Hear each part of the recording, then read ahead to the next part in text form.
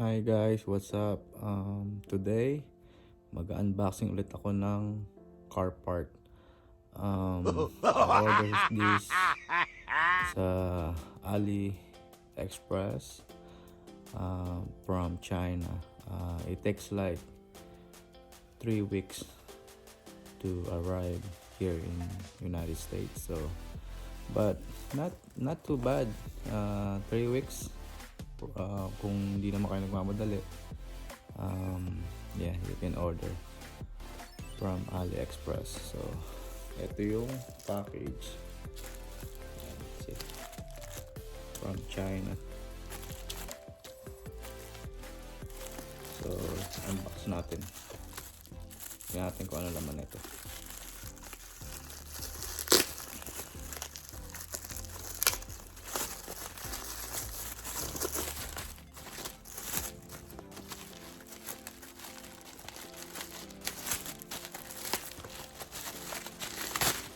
Oops. This one, sequential mirror turn signals. So ito yung nabili ko from China. So yan, dumating siya. Sira na yung box, pero sana hindi sira yung laman.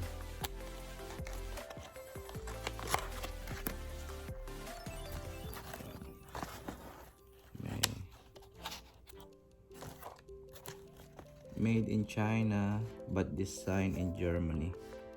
So this one, ano to, para sa Ford Focus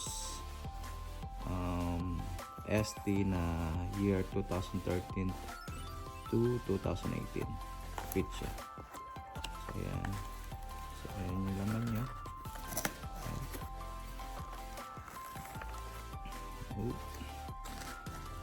It's like a smoke, kind of black smoke. So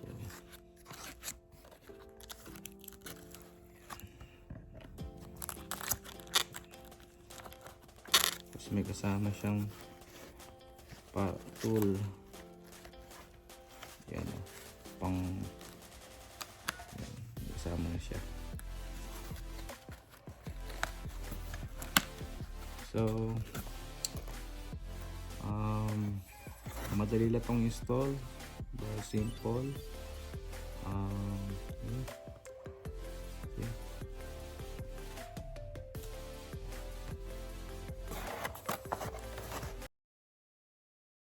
Hellcat.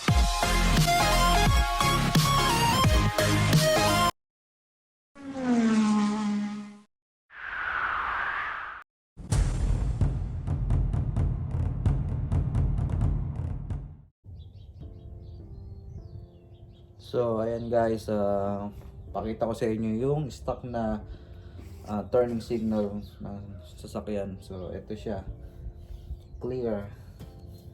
So yung nabili natin is this one. Ano siya, parang ma-black siya. Yan. Ito siya. Black siya. Black. So this is gonna be my first mode, exterior mode. So paano natin tatanggalin yung itong mirror mirror cover na to. Meron siyang dalawang clip doon diyan. So ang gagawin natin, i-adjust ko tong mirror pababang ganun. Adjust natin siya. So ayan, nakita nyo, ayan, in-adjust ko kasi yun, ayan. Kita ko sa inyo. Gamitan natin siya ng flat screw driver.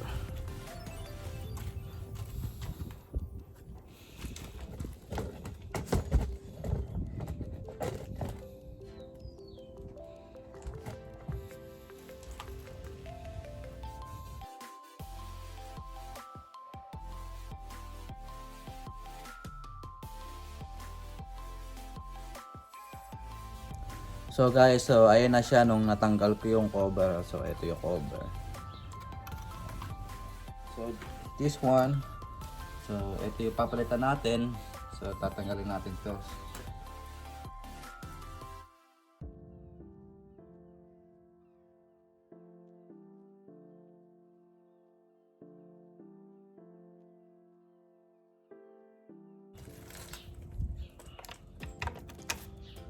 Just like that. Just like that. Look.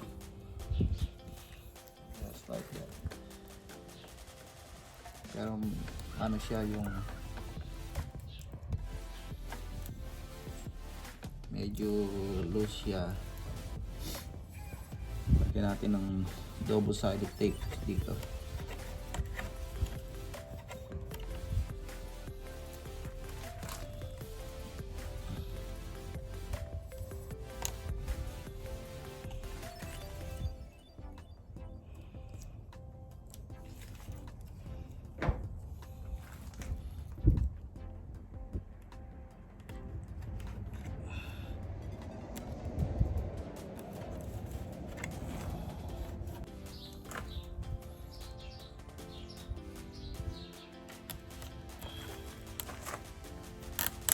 Ayan guys, naglagay ako ng double-sided tape kasi ano siya mauga siya, hindi siya masyadong tight.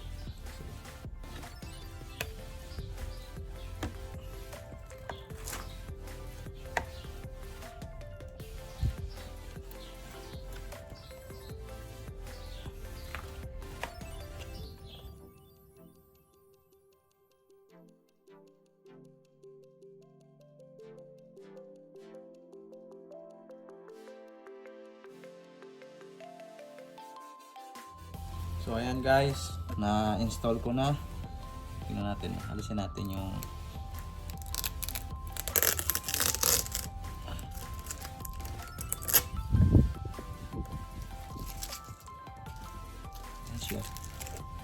ayan siya guys, lock na. Hindi na siya clear, lock na. So yan yung stock clear turning light.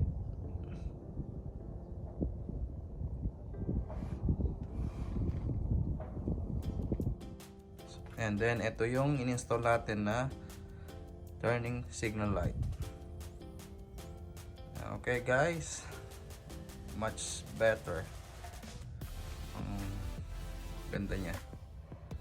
So if you like this video, just comment down below and don't forget to like and subscribe my channel.